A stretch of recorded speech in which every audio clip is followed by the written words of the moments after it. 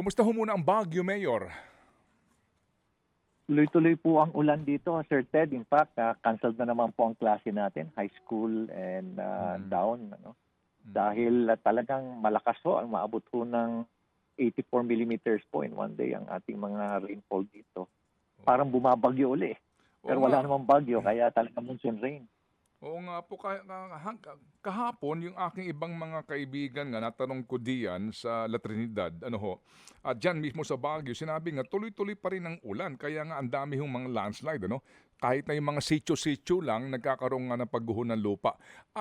Sa sitwasyon po na ganyan, ano po ang pinakamalaking problema ho ninyo sa pagtugon sa pangangailangan ng inyong constituents, Mayor? Well, first is, siyempre ho, nauubos ho yun naming reaction fund ho namin, yung QRF. Mm. At talaga hong marami hong nangangailangan ng tulong. Second is yung pag-stabilize ho ng lupa.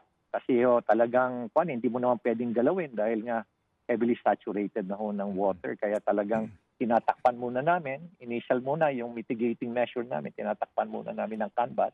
Kaya ang dami namin binibiling canvas at binibigay ho doon sa mga affected area.